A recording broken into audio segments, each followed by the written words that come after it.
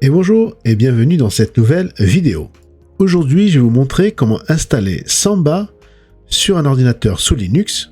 Samba est en fait un logiciel d'interopérabilité qui va vous permettre de créer votre propre serveur de fichiers pour Linux compatible avec les réseaux Microsoft Windows.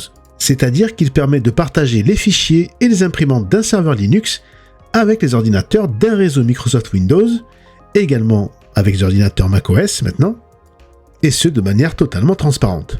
Vous l'aurez compris, donc si vous avez un ordinateur à la maison, même un vieil ordinateur avec Linux qui tourne dessus, vous pouvez installer Samba et partager une multitude de fichiers, de dossiers personnels et même de travail à travers tous les utilisateurs de la maison. Vous aurez votre propre serveur de fichiers avec tous vos dossiers et vos documents sur un ordinateur et vous pourrez donc y accéder à travers tous les périphériques, les ordinateurs, Windows, macOS, voire même les smartphones et les tablettes. Je trouve ça très pratique si vous avez un vieil ordinateur qui ne sert plus à rien à la maison, vous installez par exemple une Debian dessus et vous aurez presque votre propre NAS.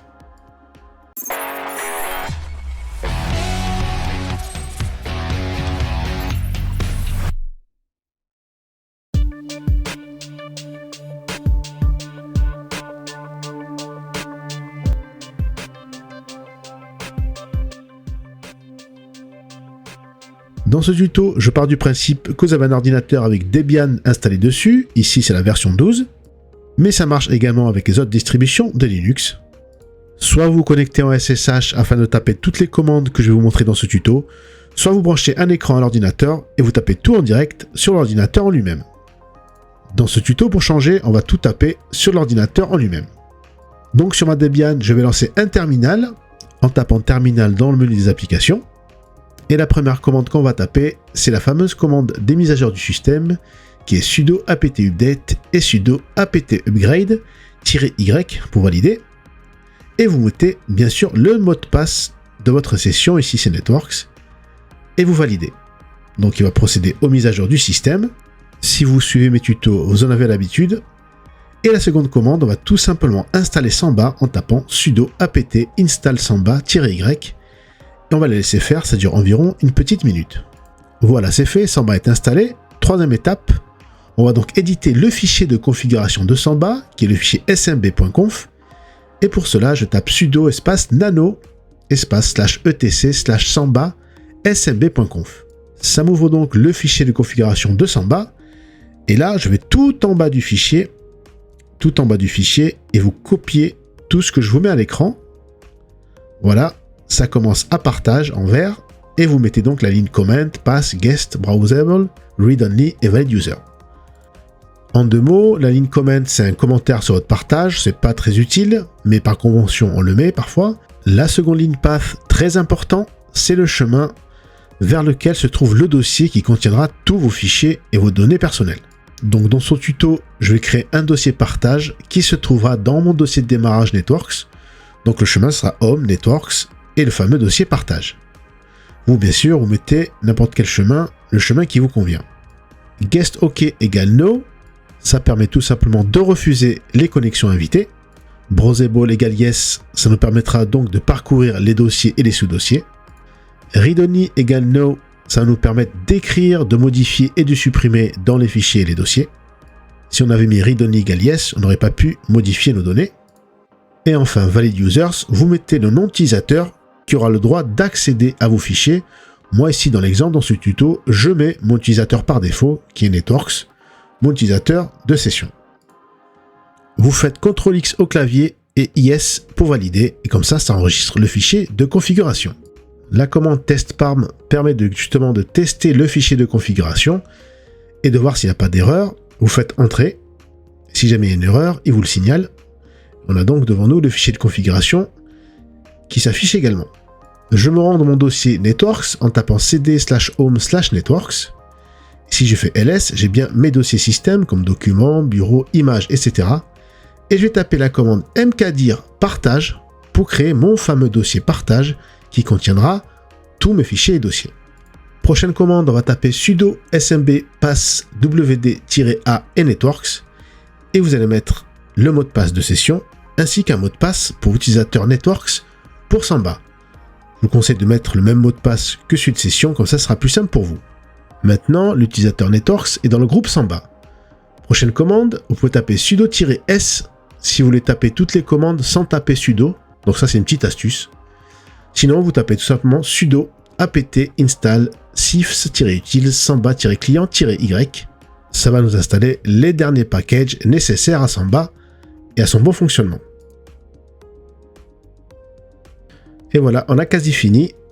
Il ne reste plus qu'à taper la commande sudo systemctl restart Samba ou SMBD. Ça va permettre de nous redémarrer le service Samba, ou sinon carrément vous redémarrez votre ordinateur, ça revient au même. Voilà, Samba est installé sur mon serveur Linux. On va tester avec un ordinateur sous macOS. Si j'ouvre le Finder et je vais dans Réseau, je vois mon serveur Debian ici, Debian écrit en gros, donc je clique 2 fois dessus et tout en haut à droite, je clique sur Se connecter comme. En nom d'utilisateur, je mets Networks et en mot de passe, le mot de passe que j'ai tapé lors de la configuration de Samba et je fais Se connecter. Et ça y est, je vois que ça marche. J'ai accès à mon dossier de partage, donc là pour l'instant il est vide. On va copier par exemple une image, donc je vais aller dans mes documents, je prends une image au hasard que je vais copier et je vais le coller dans mon partage et je vais vous montrer que ça marche très bien. Je peux donc copier et coller des fichiers et des dossiers, les ouvrir, les modifier et voire même les supprimer. Donc le serveur de fichiers fonctionne parfaitement sous macOS. Je peux même créer un dossier sans problème et le renommer, ainsi que coller dedans des fichiers. Donc voilà, je prouve bien que mon serveur de fichiers fonctionne très bien avec un accès à partir d'un Mac. Et si je reviens sur mon serveur Debian, je vois même que j'ai accès à mon dossier utilisateur Networks avec les dossiers bureau, documents, images, etc. Donc ça peut être pratique également pour vous si vous voulez échanger des fichiers avec votre session Linux et un autre ordinateur. Et vous voyez que sur le bureau, il m'a bien monté mes 2 partages Linux. Plus classique maintenant, si je prends un PC avec Windows, si je vais dans Réseau, et je double-clique sur Debian, il me demande un nom d'utilisateur, je mets Networks, et le mot de passe que j'ai choisi lors de la configuration de Samba. Je peux mémoriser le mot de passe, faire OK, et comme sur le Mac, j'ai accès à mon dossier partage, et même à mon dossier utilisateur Networks, avec les dossiers bureau, documents, images, téléchargement, etc. Donc si je retourne sur Debian et partage, je vais vous montrer que je peux également copier-coller des fichiers. Là par exemple, je prends une image, je la copie et je la colle, et ça marche sans problème. Donc je vous prouve bien que l'on peut copier-coller des fichiers, des dossiers à partir d'un Mac et à partir d'un Windows, voire le renommer, le supprimer. Mon serveur de fichiers sous Linux est donc bien fonctionnel. Voilà, ce petit tuto rapide est terminé. Je vous ai montré comment installer Samba sur un PC sous Linux. Ça peut être très pratique si vous avez un vieux PC par exemple à la maison. Vous installez une distribution Linux. Ici dans l'exemple, j'ai pris une Debian 12 car j'aime bien la distribution Debian pour sa polyvalence et ses performances. Vous installez Samba en quelques minutes. Vous voyez que c'est très simple à mettre en œuvre.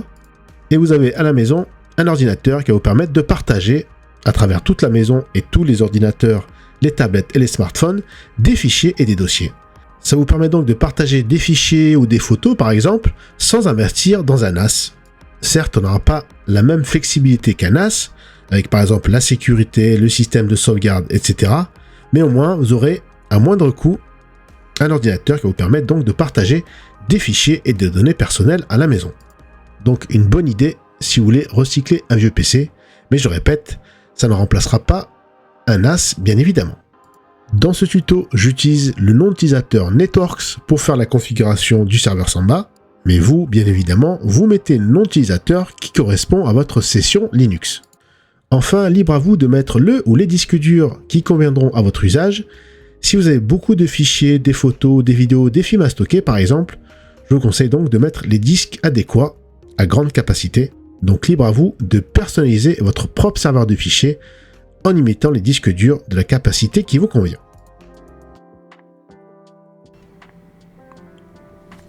N'oubliez pas de laisser un pouce bleu si la vidéo vous a plu, de vous abonner si ce n'est pas encore fait et d'activer la cloche de notification pour ne rater aucune de mes vidéos. Merci et à bientôt pour une prochaine vidéo.